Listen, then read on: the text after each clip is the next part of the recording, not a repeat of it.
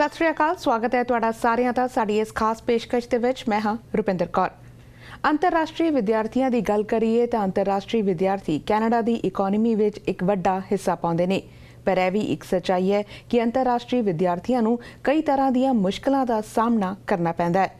Hall he they which one voice Canada वालों एक report release की गई है जिस दे विच अंतरराष्ट्रीय विद्यार्थियों को पेश आ रही मुश्किलां दर्शाई गई ने। की कुछ खास है इस रिपोर्ट दे विच, ऐसे ते आधारित रहेगी साडी अज दी है खास पेशकश। वन वॉइस कैनेडा वालों अंतरराष्ट्रीय विद्यार्थियों को पेश आ रही मुश्किलों संबंधी जिहड़ी रिपोर्ट पेश की गई है, इस संबंधी खास तौर पर गलबात करदे हां वन वॉइस कैनेडा के डायरैक्टर रमनीक सिंह दे नाल। सत श्री अकाल रमनीक, बहुत बहुत स्वागत है तुहाडा पीटीसी पंजाबी दे विच। सत श्री अकाल जी, बहुत बहुत धन्यवाद जी। असी जरूर गल करांगे उस रिपोर्ट की जिहड़ी वन वॉइस कैनेडा वालों रिलीज़ की गई है इंटरनेशनल स्टूडेंट्स नूं जिहड़ियां प्रॉब्लम्स आंदियां ने उसके संबंध में। पर सब तो पहला जानना चाहांगे वन वॉइस कैनेडा बारे, आखिर वन वॉइस कैनेडा है की? वन वॉइस कैनेडा एक नॉन प्रॉफिट संस्था है। ਇਹਦਾ ਸ਼ੁਰੂ ਹੋਈ ਸੀਗੀ ਇਹ ਸਰੀ BC ਦੇ ਵਿੱਚੋਂ। ਸੋ ਬੇਸਿਕਲੀ ਇਹ ਇੰਟਰਨੈਸ਼ਨਲ ਸਟੂਡੈਂਟਸ ਦੀ ਐਡਵੋਕੇਸੀ ਤੇ ਅਵੇਅਰਨੈਸ ਵਾਸਤੇ ਬਣਾਈ ਗਈ ਸੀਗੀ, ਕਿਉਂਕਿ ਪਿਛਲੇ ਕੁਝ ਸਾਲਾਂ ਦੇ ਵਿੱਚ ਜਿੱਦਾਂ ਦੇ ਕੇਸਿਸ ਆ ਰਹੇ ਸੀਗੇ ਸੋਸਾਇਟੀ ਦੇ ਵਿੱਚ, ਤੇ ਫਿਰ ਜਿੰਨੇ ਵੀ ਕਮਿਊਨਿਟੀ ਦੇ ਜਿਹੜੇ ਮੈਂਬਰ ਸੀਗੇ ਆਪਣਾ ਇੱਥੋਂ ਦੇ ਹੀ ਜਿਹੜੇ ਰਹਿਣ ਵਾਲੇ, ਉਹਨਾਂ ਨੇ ਰਿਅਲਾਈਜ਼ ਕੀਤਾ ਕਿ ਇਹ ਜਿਹੜੇ ਆਉਣ ਵਾਲੇ ਬੱਚੇ ਨੇ ਇਹ ਵੀ ਸਾਡੇ ਬੱਚੇ ਆ, ਇਹਨਾਂ ਨੇ ਸਾਡੇ ਕੈਨੇਡਾ ਦੀ ਇਕੋਨਮੀ ਦੇ ਵਿੱਚ ਕੰਟਰੀਬਿਊਟ ਕਰਨਾ। ਤੇ ਉਹਨਾਂ ਨੇ ਰਲ ਕੇ ਵਨ ਵੌਇਸ ਕੈਨੇਡਾ ਦਾ ਗਠਨ ਕੀਤਾ, ਜਿਹਦੇ ਵਿੱਚ ਕੁਝ ਲੋਕ ਖਾਲਸਾ ਸਾਈਡ ਤੋਂ ਸੀਗੇ, GNSK ਤੋਂ ਸੀਗੇ, ਤੇ ਸਾਰੇ ਇੱਧਰੋਂ ਉੱਧਰੋਂ ਜਿੰਨੀ ਵੀ ਨੋਨ ਪ੍ਰੋਫਿਟ ਤੋਂ। ਤੇ ਹੁਣ ਦੀ ਹਾਲ ਦੀ ਘੜੀ ਅਸੀਂ ਇੰਟਰਨੈਸ਼ਨਲ ਸਟੂਡੈਂਟਸ ਦੀ ਐਡਵੋਕੇਸੀ, ਉਹਨਾਂ ਦੀ ਐਕਸਪਲੋਇਟੇਸ਼ਨ ਨੂੰ ਰੋਕਣ ਵਾਸਤੇ ਉਹਨਾਂ ਨੂੰ ਅਸੀਂ ਅਵੇਅਰ ਕਰਦੇ ਹਾਂ, ਉਹਨਾਂ ਨੂੰ ਅਸੀਂ ਦੱਸਦੇ ਹਾਂ ਕਿ ਕਿੱਦਾਂ ਤੁਸੀਂ ਆਪਣੀ ਪ੍ਰੋਬਲਮ ਨਾਲ ਡੀਲ ਕਰਨਾ। ਤੇ ਰੀਸੈਂਟਲੀ ਸਾਡਾ ਪ੍ਰੋਜੈਕਟ ਸੀਗਾ for food bank which was on food security। ਸੋ ਸਾਡੇ ਇੱਦਾਂ ਦੇ ਕੰਮ ਨਾਲ ਸਾਡੀ ਵਨ ਵੌਇਸ ਕੈਨੇਡਾ ਚੱਲਦੀ ਹੈ जी। इंटरनेशनल स्टूडेंट्स की गल करिए तो एक पासे जिथे कैनेडा की इकोनॉमी में एक वड्डा हिस्सा पाते हैं, उत्थे एक सच्चाई यह भी हैगी है कि इंटरनेशनल स्टूडेंट्स नूं कई तरह दी मुश्किलों का सामना करना पैंदा है। रोज़ाना ही असीं अखबारां दी सुर्खियां विच वेखदे हां कि इंटरनेशनल स्टूडेंट सुर्खियां विच ने किसी ना किसी प्रॉब्लम दे करके। किहड़ियां प्रॉब्लम्स ने जिहड़ी तुसीं अपनी इस रिपोर्ट दे विच हाईलाइट कीतियां ने? ਇਸ ਰਿਪੋਰਟ ਦੇ ਵਿੱਚ ਹਾਈਲਾਈਟ ਕੀਤੀ ਹੈ ਕਿ ਜਿੱਦਾਂ ਪਹਿਲੇ ਤਾਂ ਜਿਹੜੇ ਸਟੂਡੈਂਟਸ ਨੂੰ ਫਾਈਨੈਂਸ਼ੀਅਲ ਦਿੱਕਤਾਂ ਬਹੁਤ ਆਉਂਦੀਆਂ, ਕਿਉਂਕਿ ਉਹਨਾਂ ਦੀ ਫੀਸ ਜਿਹੜੀ ਹੁੰਦੀ ਹੈ ਉਹ ਤਿਗਣੀ ਚੌਗਣੀ ਹੁੰਦੀ ਹੈ ਡੋਮੈਸਟਿਕ ਸਟੂਡੈਂਟਸ ਨਾਲੋਂ। ਤੇ ਹੋਰ ਕਿਉਂਕਿ ਬੱਚੇ ਜਦੋਂ ਆਪਣੇ ਇੰਡੀਆ ਤੋਂ ਉੱਠ ਕੇ ਜਾਂ ਫਿਰ ਕਿਸੇ ਵੀ ਆਪਣੀ ਹੋਮ ਕੰਟਰੀ ਤੋਂ ਉੱਠ ਕੇ ਕੈਨੇਡਾ ਦੇ ਵਿੱਚ ਆਉਂਦੇ ਆ ਤਾਂ ਉਹਨਾਂ ਨੂੰ ਕਲਚਰਲ ਸ਼ੌਕ ਲੱਗਦਾ ਓਬਵੀਅਸਲੀ। ਐਂਡ ਜ਼ਿਆਦਾਤਰ ਬੱਚੇ 12ਵੀਂ ਤੋਂ ਬਾਅਦ ਆਉਂਦੇ ਆ, ਤੇ 12ਵੀਂ ਤੋਂ ਬੱਚੇ ਉਹਨਾਂ ਦੀ ਮੈਚਿਓਰਿਟੀ ਨਹੀਂ ਹੁੰਦੀ ਇੰਨੀ, ਉਹਨਾਂ ਦੇ ਮੈਂਟਲ ਹੈਲਥ ਤੇ ਕਾਫੀ ਇਫੈਕਟ ਹੁੰਦਾ ਹੈ। ਜਦੋਂ ਮੈਂਟਲ ਹੈਲਥ ਤੇ ਇਫੈਕਟ ਹੁੰਦਾ ਹੈ ਤੇ ਫਿਰ ਡਿਪਰੈਸ਼ਨ ਦੇ ਮਰੀਜ਼ ਹੋ ਸਕਦੇ ਆ, ਜਾਂ ਫਿਰ ਸੁਸਾਈਡ ਕੇਸਿਸ ਜਿੱਦਾਂ ਬਹੁਤ ਸਾਰੇ ਸਾਡੇ ਸਾਹਮਣੇ ਆ ਰਹੇ ਆ, ਜਾਂ ਫਿਰ exploitation. So basically they can get into sexual exploitation ਦੇ ਵਿੱਚ ਪੈ ਸਕਦੇ ਆ ਉਹ, ਜਾਂ ਫਿਰ ਕਿਉਂਕਿ ਕੋਈ ਕਿਸੇ ਨੂੰ ਧਮਕੀ ਦੇ ਦਿੰਦਾ ਕਿ ਅਸੀਂ ਤੁਹਾਨੂੰ ਡਿਪੋਰਟ ਕਰਾ ਦਾਂਗੇ, ਬਟ ਕੋਈ ਤੁਹਾਨੂੰ ਕਰਾ ਨਹੀਂ ਸਕਦਾ ਕਿਉਂਕਿ ਉਹ ਇੰਨੇ ਕੁ ਜ਼ਿਆਦਾ ਮਾਯੂਸ ਹੋਏ ਹੁੰਦੇ ਆ ਕਿ ਉਹ ਕਿਸੇ ਕੋਲ ਹੈਲਪ ਮੰਗ ਵੀ ਨਹੀਂ ਸਕਦੇ ਤਾਂ ਆਪਣੀ ਹੈਲਪ ਕਰ ਵੀ ਨਹੀਂ ਸਕਦੇ। ਸੋ ਮੈਂਟਲ ਹੈਲਥ ਬਹੁਤ ਵੱਡੀ ਚੀਜ਼ ਇੱਥੇ ਰੋਲ ਪਲੇ ਕਰਦੀ ਹੈ, ਜਿਹੜੀ ਕਿ ਅੱਗੇ ਐਕਸਪਲੋਇਟੇਸ਼ਨ ਨੂੰ ਦਾ ਰੂਪ ਲੈ ਲੈਂਦੀ ਹੈ। ਵੈਸੇ ਤਾਂ ਅਸੀਂ ਬਹੁਤ ਸਟੂਡੈਂਟਸ ਨੂੰ ਕਹੀਦਾ ਕਿ ਤੁਸੀਂ ਆਪਣੀ ਪੜ੍ਹਾਈ ਵੱਲ ਪਹਿਲੇ ਧਿਆਨ ਦਿਓ, ਕਿਉਂਕਿ ਜਿਹੜਾ ਤੁਸੀਂ ਅੱਜ ਪੈਸਾ ਕਮਾ ਰਹੇ ਹੋ ਤੁਸੀਂ ਪੜ੍ਹਾਈ ਕਰਕੇ ਉਸ ਤੋਂ ਵੱਧ ਪੈਸਾ ਕਮਾਓਗੇ ਤੇ ਤੁਸੀਂ ਪੜ੍ਹ ਕੇ ਕਮਾਓਗੇ। ਬਟ ਕਈ ਮਜਬੂਰ ਹੁੰਦੇ ਆ, ਕਈਆਂ ਨੂੰ ਹੁੰਦਾ ਹੈ ਕਿ ਉਹ ਪੂਰੇ ਸੂਰੇ ਪੈਸੇ ਲੈ ਕੇ ਇੰਡੀਆ ਤੋਂ ਆਉਂਦੇ ਆ, ਇੱਥੇ ਆ ਕੇ ਉਹਨਾਂ ਦਾ ਹੀ ਗੋਲ ਹੁੰਦਾ ਕਿ ਅਗਲੀਆਂ ਫੀਸਾਂ ਅਸੀਂ ਆਪ ਕੱਢਣੀਆਂ। ਇੱਥੇ ਉਹ ਆ ਕੇ ਪੈਸੇ ਕਮਾਉਣ ਦੇ ਪਿੱਛੇ ਲੱਗੇ ਰਹਿੰਦੇ ਆ ਤੇ ਉਹਨਾਂ ਨੂੰ ਫਿਰ 20 ਘੰਟੇ ਤੋਂ ਵੱਧ ਕਰਨੇ ਪੈਂਦੇ ਆ ਮਜਬੂਰੀ ਖਾਤਰ। ਉਹ ਆਨੇ ਕਿ ਇੱਥੇ ਆ ਕੇ ਮੌਜ ਕਰ ਰਹੇ ਆ, ਫਿਰ ਆਪਣੀ ਲਗਜ਼ਰੀਅਸ ਲਾਈਫ ਜੀ ਰਹੇ ਆ। ਉਹ ਇੱਥੇ ਆ ਕੇ ਇੱਕ ਕਮਰੇ 'ਚ ਦੋ ਜਣੇ ਰਹਿ ਕੇ ਆਪਣੀ ਫੀਸਾਂ ਇਕੱਠੀਆਂ ਕਰਦੇ ਆ, ਉਹ ਇੱਕ ਮਜਬੂਰੀ ਖਾਤਰ ਹੋ ਜਾਂਦਾ। ਅਸੀਂ ਜਸਟੀਫਾਈ ਨਹੀਂ ਕਰ ਰਹੇ, but one of the reasons ਕਿ ਇਹ ਕਾਰਨ ਹੈ ਬੱਚੇ ਵੱਧ ਇਲੀਗਲ ਤਰੀਕੇ ਨਾਲ ਕੰਮ ਕਰਦੇ ਆ, ਜੋ ਕਿ ਅੱਗੇ ਅਗੇਨ ਐਕਸਪਲੋਇਟੇਸ਼ਨ ਬਣ ਜਾਂਦੀ ਹੈ। ਜਿਵੇਂ ਤੁਸੀਂ ਕਿਹਾ ਕਿ ਕਈ ਵਾਰ ਉਹ ਅਜਿਹੇ ਹਾਲਾਤਾਂ ਕਰਕੇ ਮਜਬੂਰ ਹੋ ਜਾਂਦੇ ਨੇ ਕਿ ਉਹ ਪੇਰੈਂਟਸ ਤੇ ਬਰਡਨ ਨਹੀਂ ਪਾਉਣਾ ਚਾਹੁੰਦੇ, ਇਸ ਲਈ ਕਈ ਵਾਰੀ ਐਕਸਪਲੋਇਟ ਵੀ ਹੁੰਦੇ ਨੇ, ਫਿਰ ਵੀ ਕੰਮ ਕਰਦੇ ਨੇ ਜਾਂ ਫਿਰ 20 ਘੰਟੇ ਤੋਂ ਉੱਪਰ ਕੰਮ ਕਰਦੇ ਨੇ। 2 ਸਾਲਾਂ ਪਹਿਲਾਂ ਇੱਕ ਅਜਿਹਾ ਕੇਸ ਆਇਆ ਸੀ ਜਦੋਂ ਇੱਕ ਬੱਚੇ ਨੇ, ਇੱਕ ਇੰਟਰਨੈਸ਼ਨਲ ਸਟੂਡੈਂਟ ਨੇ 20 ਘੰਟੇ ਤੋਂ ਉੱਪਰ ਕੰਮ ਕੀਤਾ ਸੀ, ਜਿਸ ਕਰਕੇ ਉਸਨੂੰ ਡਿਪੋਰਟ ਵੀ ਕੀਤਾ ਗਿਆ ਸੀ। ਕੀ ਤੁਹਾਨੂੰ ਲੱਗਦਾ ਹੈ ਉਸ ਤੋਂ ਬਾਅਦ ਕੁਝ ਬਦਲਾਅ ਆਇਆ ਕਿ ਉਹ ਲਾਅ ਦੇ ਅਗੇਂਸਟ ਜਾਣ ਤੋਂ ਰੁਕਦੇ ਨੇ? ਕਈ ਤਾਂ ਰੁਕ ਜਾਂਦੇ ਆ, ਬਟ ਜੇ ਤੁਸੀਂ ਜਿੱਦਾਂ ਡਿਪੋਰਟ ਹੋਇਆ, ਹਰ ਸਾਲ ਡਿਪੋਰਟ ਹੁੰਦੇ ਆ। ਅਸੀਂ ਰੀਸੈਂਟਲੀ ਇੱਕ ਹੋਰ ਕੇਸ ਸਾਡੇ ਰੂਬਰੂ ਹੋਇਆ ਸੀਗਾ ਤੇ ਹੋ ਰਿਹਾ ਸੀਗਾ, ਬਟ ਅਸੀਂ ਕੁਝ ਨਹੀਂ ਕਰ ਸਕੇ ਕਿਉਂਕਿ ਉੱਥੇ ਬੱਚਾ ਗਲਤ ਸੀ। ਜਿੱਥੇ ਬੱਚਾ ਸਹੀ ਹੁੰਦਾ ਅਸੀਂ ਉਹਨਾਂ ਦੀ ਪੂਰੀ ਹੈਲਪ ਕਰਦੇ ਹਾਂ, ਪਰ ਜਿੱਥੇ ਉਹ ਗਲਤ ਹੁੰਦਾ ਉਹਨੂੰ ਅਸੀਂ ਫਿਰ ਸਲਾਹ ਦਿੰਦੇ ਹਾਂ ਕਿ ਤੁਸੀਂ ਕਿੱਦਾਂ ਰਹਿ ਸਕਦੇ ਹੋ ਲੀਗਲੀ ਤਰੀਕੇ ਦੇ ਨਾਲ, ਤੁਸੀਂ ਲਾਇਰਸ ਨਾਲ ਕਿੱਦਾਂ ਗੱਲ ਕਰਨੀ ਹੈ, ਤੁਸੀਂ ਕਿੱਦਾਂ ਇੰਟਰੈਕਟ ਕਰਨਾ। ਅਸੀਂ ਵੱਧ ਤੋਂ ਵੱਧ ਇਸ ਚੀਜ਼ ਨੂੰ ਲਾਈਕ ਅਵੇਅਰ ਕਰਨ ਦੀ ਕੋਸ਼ਿਸ਼ ਕੀਤੀ ਹੈ ਹੁਣ ਤੱਕ, ਐਂਡ ਲੋਕੀ ਬੱਚੇ ਕੁਝ ਹੋਏ ਵੀ ਹੈ, ਕਈ ਬੱਚੇ ਸਾਡੇ ਕੋਲ ਆਉਂਦੇ ਕਰੀਅਰ ਵਾਸਤੇ ਪੁੱਛਣ ਲਈ, ਕਰੀਅਰ ਗਾਈਡੈਂਸ ਵਾਸਤੇ। ਸੋ ਲਾਈਕ ਉਹਦਾ ਨਾਲ ਖੁਸ਼ੀ ਹੁੰਦੀ ਹੈ ਕਿ ਘੱਟੋ ਘੱਟ ਇਹਨਾਂ ਦਾ ਧਿਆਨ ਇਸ ਪਾਸੇ ਪੈ ਰਿਹਾ।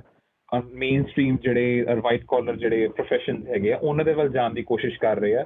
ਸੋ ਥੋੜਾ ਬਹੁਤ ਬਦਲਾਵ ਆਇਆ ਜ਼ਰੂਰ ਹੈ, ਇਸ ਚੀਜ਼ ਨੂੰ ਟਾਈਮ ਲੱਗੇਗਾ, ਜਿਹਦੇ ਲਈ ਸਾਨੂੰ ਕੈਨੇਡੀਅਨ ਗਵਰਨਮੈਂਟ ਦੀ ਹੈਲਪ ਦੀ ਲੋੜ ਪਏਗੀ, ਕਿਉਂਕਿ ਨਾਨ ਪ੍ਰੋਫਿਟ ਸਾਰੇ ਕੰਮ ਨਹੀਂ ਕਰ ਸਕਦੀ, ਸਾਨੂੰ ਗਵਰਨਮੈਂਟ ਸਪੋਰਟ ਵੀ ਚਾਹੀਦੀ ਹੈ।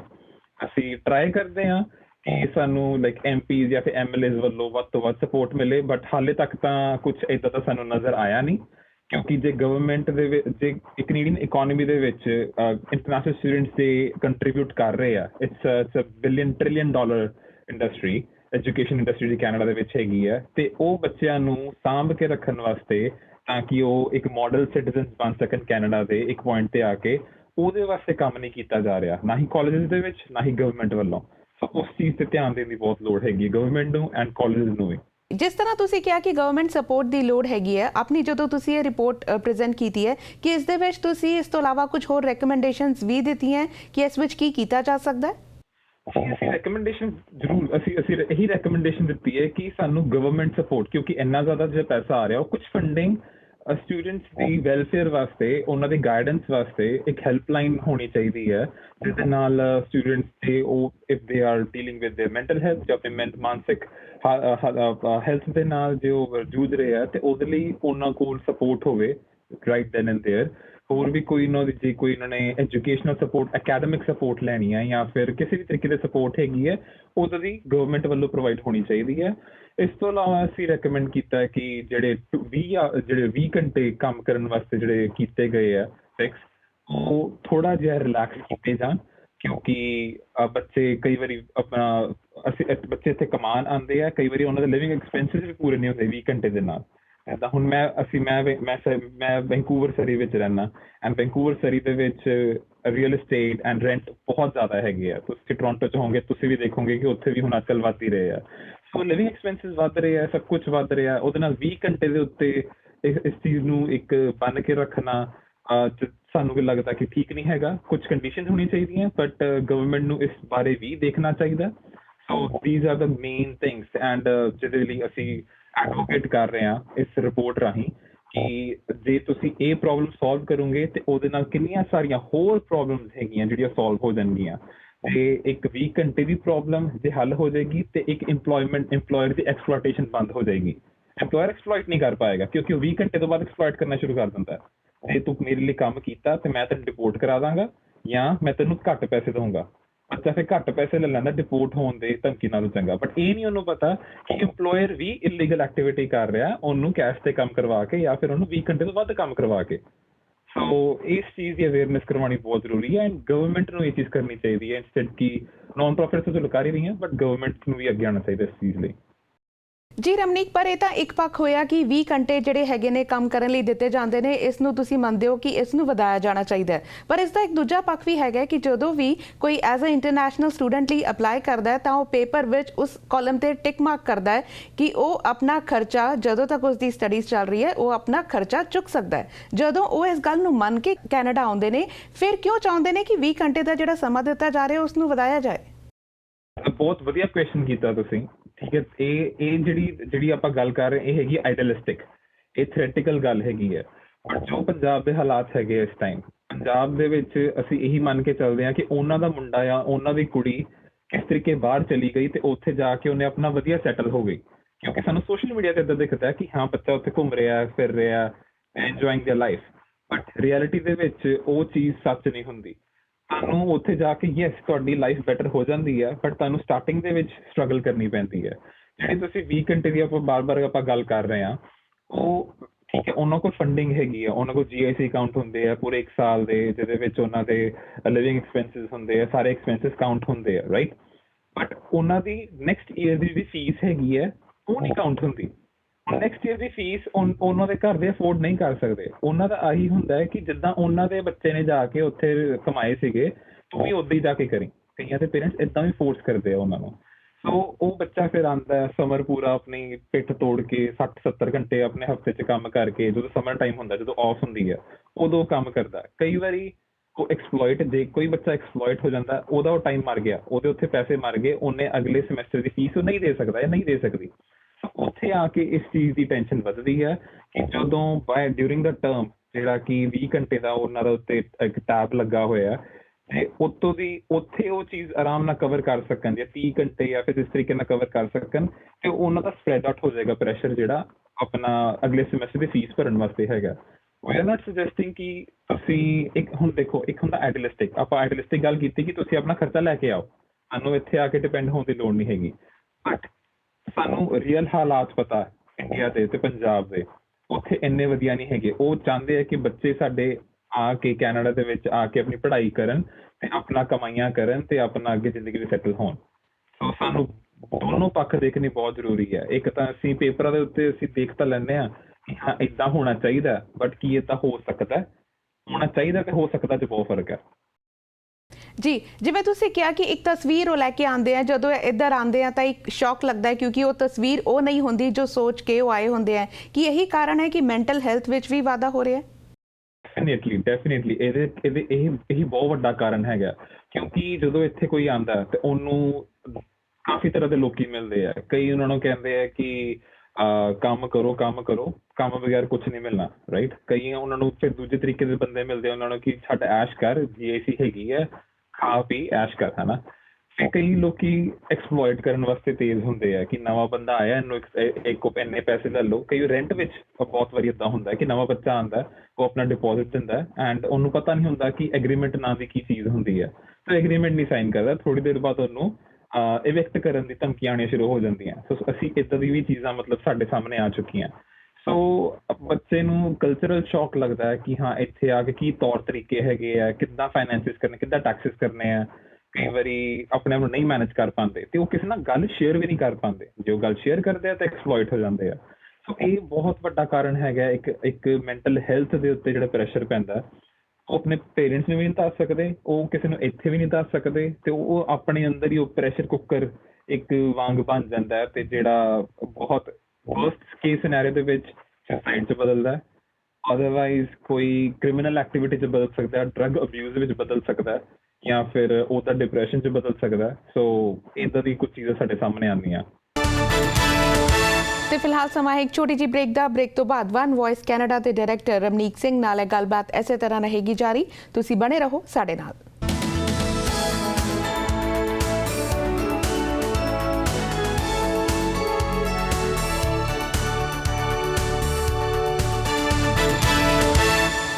ਜੀ ਰਮਨੀਕ, ਜਿਸ ਤਰ੍ਹਾਂ ਅਸੀਂ ਗੱਲ ਕੀਤੀ ਹੈ ਕਿ ਐਕਸਪਲੋਇਟੇਸ਼ਨ ਹੋ ਰਹੀ ਹੈ, ਸਟੂਡੈਂਟਸ ਐਕਸਪਲੋਇਟ ਹੋ ਵੀ ਰਹੇ ਨੇ, ਪਰ ਨਾਲ ਹੀ ਅਸੀਂ ਦੇਖਦੇ ਹਾਂ ਕਿ ਸੁਸਾਈਡਲ ਰੇਟ ਵਿੱਚ ਵੀ ਵਾਧਾ ਹੋ ਰਿਹਾ ਹੈ। ਖਾਸ ਤੌਰ ਤੇ ਓਨਟਾਰੀਓ ਦੀ ਜੇ ਗੱਲ ਕਰੀਏ ਤਾਂ ਅਮੂਮਨ ਹਰ ਹਫਤੇ ਹੀ ਕਿਸੇ ਨਾ ਕਿਸੇ ਇੰਟਰਨੈਸ਼ਨਲ ਸਟੂਡੈਂਟ ਦੀ ਸੁਸਾਈਡ ਦੀ ਖਬਰ ਆਉਂਦੀ ਹੈ। ਕੀ ਕਾਰਨ ਮੰਨਦੇ ਹੋ ਇਸ ਦਾ? ਜੀ ਹੁਣ ਇਹਦੇ 2-3 ਕਾਰਨ ਆਪਾਂ ਦੇਖੇ ਆ। ਪਹਿਲਾ ਕਾਰਨ ਤਾਂ ਹੁੰਦਾ ਹੈ ਕਿ ਕਿਸੇ ਦਾ ਕੋਈ ਫਾਈਨੈਂਸ਼ੀਅਲ ਐਕਸਪਲੋਇਟੇਸ਼ਨ ਹੈਗੀ ਹੈ। ਸੋ ਕਿਸੇ ਨੂੰ ਪੈਸੇ ਦੀ ਤੰਗੀ ਹੈ, ਕੋਈ ਪੈਸੇ ਉਹਨਾਂ ਦੇ ਮਾਰ ਗਿਆ, ਕੋਈ ਇੰਪਲੋਇਰ ਪੈਸੇ ਨਹੀਂ ਦੇ ਰਿਹਾ, ਜਾਂ ਫਿਰ ਕਿਸੇ ਫਰੈਂਡ ਨੇ ਪੈਸੇ ਉਹ ਮੰਗੇ ਤੇ ਉਹਨੂੰ ਵਾਪਸ ਨਹੀਂ ਕੀਤੇ, ਜਿਹਦੇ ਕਾਰਨ ਉਹ ਆਪਣੇ ਘਰ ਨਹੀਂ ਦੱਸ ਪਾ ਰਹੇ ਉਹ ਵਾਲੀ ਚੀਜ਼ ਨੂੰ, ਐਂਡ ਅੱਗੇ ਉਹ ਆਪਣੇ ਆਪ 'ਚ ਹੀ ਉਹ ਕੁੱਟਦੇ ਰਹਿੰਦੇ ਉਸ ਚੀਜ਼ ਨੂੰ। ਸੋ ਈਜ਼ੀਐਸਟ ਉਹਨਾਂ ਨੂੰ escape ਦਿਖਦਾ ਹੈ suicide. So which is not really, it's really hard on the parents as well. ਦੂਸਰੀ ਚੀਜ਼ ਆਪਾਂ ਸਾਨੂੰ ਦੇਖਣ ਨੂੰ ਮਿਲਦੀ ਹੈ ਕਿ ਜਿੱਦਾਂ ਫਾਈਨੈਂਸਿਸ ਵੱਲੋਂ ਵੀ ਠੀਕ ਹੈ, ਸਭ ਵੱਲੋਂ ਠੀਕ ਹੈ, ਬਟ ਇੱਕ ਉਹ ਜਿਹੜਾ ਇੱਕ ਮੈਂਟਲ ਹੈਲਥ ਦਾ ਜਿਹੜਾ ਫੈਕਟਰ ਹੈਗਾ, ਜਿਹੜਾ ਕਿ ਅਸੀਂ ਅਕਸਰ ਜਦੋਂ ਮੈਂ ਵੀ ਜਦੋਂ ਇੰਡੀਆ ਸੀਗਾ ਤੇ ਮੈਂ ਇੰਨਾ ਨਹੀਂ ਸੋਚਿਆ ਨਹੀਂ ਸੀਗਾ ਕਿ ਮੈਂਟਲ ਹੈਲਥ ਜਾਂ ਫਿਰ ਡਿਪਰੈਸ਼ਨ ਕੋਈ ਏਡੀ ਵੱਡੀ ਚੀਜ਼ ਹੋਏਗੀ। ਬਟ ਰੀਸੈਂਟਲੀ ਅਸੀਂ ਜ਼ਿਆਦਾ ਗੱਲ ਕਰਨੀ ਸ਼ੁਰੂ ਕੀਤੀ ਇਹਨਾਂ ਚੀਜ਼ਾਂ ਬਾਰੇ। ਤੁਹਾਡੇ ਕੋਲ ਫਾਈਨੈਂਸਿਸ ਵੀ ਠੀਕ ਹੈ, ਸਭ ਕੁਝ ਠੀਕ ਹੈ, ਬਟ ਤੁਹਾਨੂੰ ਫਿਰ ਵੀ ਇਕੱਲਾਪਨ ਮਹਿਸੂਸ ਹੁੰਦਾ, ਫਿਰ ਵੀ ਤੁਸੀਂ ਇੱਕ ਡਿਪਰੈਸ਼ਨ ਦੇ ਇੱਕ ਮਰੀਜ਼ ਹੋ ਸਕਦੇ ਹੋ। ਸੋ ਏਦਾਂ ਨਹੀਂ ਦੇਖਣਾ ਚਾਹੀਦਾ ਕਿ ਉਹ ਕੋਲ ਸਭ ਕੁਝ ਹੈਗਾ, ਉਹਨੂੰ ਕਿਸ ਚੀਜ਼ ਦੀ ਕਮੀ ਸੀਗੀ। ਇੱਕ ਵਾਰੀ ਗੱਲ ਕਰਨੀ ਬਹੁਤ ਜ਼ਰੂਰੀ ਹੁੰਦੀ ਹੈ। ਸੋ ਇੰਟਰਨੈਸ਼ਨਲ ਸਟੂਡੈਂਟਸ ਦੇ ਵਿੱਚ ਇਹ ਚੀਜ਼ਾਂ ਬਹੁਤ ਹੀ ਆਮ ਦੇਖਣ ਨੂੰ ਮਿਲਦੀਆਂ। ਅਕੈਡਮਿਕ ਪ੍ਰੈਸ਼ਰ ਬਹੁਤ ਹੁੰਦਾ ਹੈ। ਮੇਰਾ ਪਰਸਨਲੀ ਜਦੋਂ ਮੈਂ ਐਜ਼ ਅ ਇੰਟਰਨੈਸ਼ਨਲ ਸਟੂਡੈਂਟ ਸੀਗਾ, ਮੇਰੇ ਤੇ ਅਕੈਡਮਿਕ ਪ੍ਰੈਸ਼ਰ ਕਾਫੀ ਆਇਆ ਸੀਗਾ, ਬਟ ਮੈਂ ਆਪਣੇ ਪੇਰੈਂਟਸ ਨੂੰ ਦੱਸਿਆ ਐਂਡ ਮੇਰੇ ਪੇਰੈਂਟਸ ਨੇ ਮੈਨੂੰ ਡਾਂਟਣ ਦੀ ਬਜਾਏ ਉਹਨਾਂ ਨੇ ਮੈਨੂੰ ਪਿਆਰ ਨਾਲ ਕਿਹਾ ਕਿ ਦੈਟਸ ਓਕੇ, ਠੀਕ ਹੈ, ਕੋਈ ਇੱਕ ਕੋਰਸ ਨਾਲ ਹੀ ਏਦਾਂ ਹੋਇਆ, ਦੈਟਸ ਫਾਈਨ, ਤੂੰ ਹੋਰ ਮਿਹਨਤ ਕਰ, ਜਾਂ ਫਿਰ ਤੂੰ ਦੱਸ ਕਿਹਦੀ ਹੈਲਪ ਲੈ ਸਕਦਾ। ਉਹਨਾਂ ਨੇ ਹੋਰ ਆਪਣੇ ਕੰਟੈਕਟਸ ਨਾਲ ਕੀਤਾ ਕੈਨੇਡਾ ਦੇ ਵਿੱਚ। ਸੋ ਮੈਂ ਹੈਲਪ, ਮੈਨੂੰ ਲੱਗਾ ਕਿ ਮੈਨੂੰ ਹੈਲਪ ਦੀ ਲੋੜ ਹੈਗੀ ਹੈ, ਮੈਂ ਹੈਲਪ ਮੰਗੀ ਤੇ ਮੈਨੂੰ ਹੈਲਪ ਮਿਲੀ।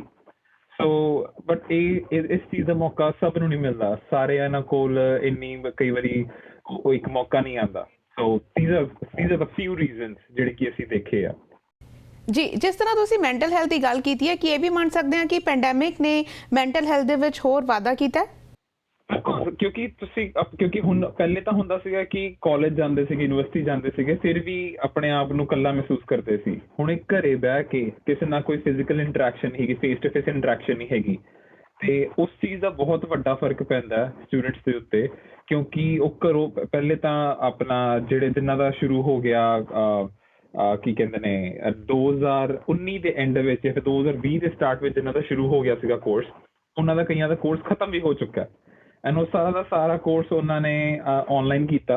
ਐਂਡ ਆਨਲਾਈਨ ਦੇ ਵਿੱਚ ਕਈ ਵਾਰੀ ਜਿਹੜਾ ਬੱਚਾ ਪੜ੍ਹਨਾ ਵੀ ਚਾਹੁੰਦਾ ਉਹਨੂੰ ਸਾਰੀ ਚੀਜ਼ਾਂ ਸਮਝ ਨਹੀਂ ਆਉਂਦੀਆਂ, ਉਹ ਪੂਰੀ ਤਰ੍ਹਾਂ ਨੌਲੇਜ ਲੈ ਨਹੀਂ ਪਾਉਂਦਾ। ਕਿਉਂਕਿ ਨੈਟਵਰਕਿੰਗ ਬਹੁਤ ਵੱਡੀ ਚੀਜ਼ ਹੁੰਦੀ ਹੈ। ਜਦੋਂ ਤੁਸੀਂ ਕਾਲਜ ਜਾਂ ਫਿਰ ਯੂਨੀਵਰਸਿਟੀ ਜਾਂਦੇ ਹੋ, ਤੁਸੀਂ ਪੁੱਛਦੇ ਹੋ ਕਿਸੇ ਨੂੰ ਕਿ ਕਿੱਦਾਂ ਇਹ ਚੀਜ਼ ਕਿੱਦਾਂ ਕਰਨੀ, ਉਹ ਚੀਜ਼ ਕਿੱਦਾਂ ਕਰਨੀ ਹੈ, ਇੱਕ ਨੈਟਵਰਕਿੰਗ ਹੁੰਦੀ ਹੈ। ਸੋ ਨੈਟਵਰਕਿੰਗ ਤੁਹਾਡੇ ਪੋਸਟ ਗ੍ਰੈਜੂਏਸ਼ਨ ਤੋਂ ਬਾਅਦ ਤੁਹਾਨੂੰ ਬਹੁਤ ਜ਼ਰੂਰੀ ਹੁੰਦੀ ਹੈ ਇੰਪਲੋਇਮੈਂਟ ਵਾਸਤੇ।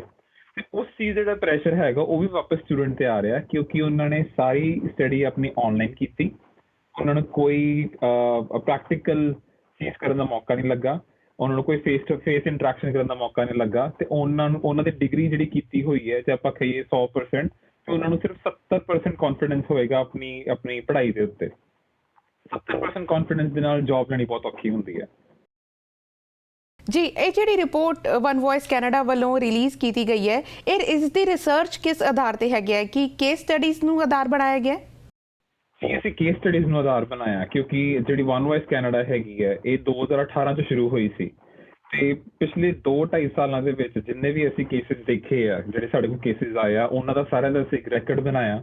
ਆਪਾਂ ਸਾਰੇ ਲੌਗ ਰੱਖਦੇ ਹਾਂ, ਪੂਰੇ ਡਾਕੂਮੈਂਟ ਕਰਕੇ ਰੱਖਦੇ ਹਾਂ ਕੌਨਫੀਡੈਂਸ਼ੀਅਲ ਤਰੀਕੇ ਦੇ ਨਾਲ। ਸਾਡੀ ਕੇਸ ਮੈਨੇਜਮੈਂਟ ਟੀਮ ਇਸ ਚੀਜ਼ ਦਾ ਬਹੁਤ ਧਿਆਨ ਰੱਖਦੀ ਆ। ਸੋ ਉਸ ਚੀਜ਼ ਨੂੰ ਸਟੱਡੀ ਕਰਕੇ ਇਸ ਚੀਜ਼ ਦੇ ਉੱਤੇ ਆਪਾਂ ਆਏ ਕਿ ਇਹ ਆਪਾਂ ਨਹੀਂ ਤਾਂ ਇੱਦਾਂ ਅਸੀਂ ਆਉਂਦੇ ਰਹਿਣਗੇ, ਕੇਸ ਆਉਂਦੇ ਰਹਿਣਗੇ, ਅਸੀਂ ਇਹਨਾਂ ਦੇ ਉੱਤੇ ਕਦੀ ਐਕਸ਼ਨ ਨਹੀਂ ਲੈ ਪਾਵਾਂਗੇ।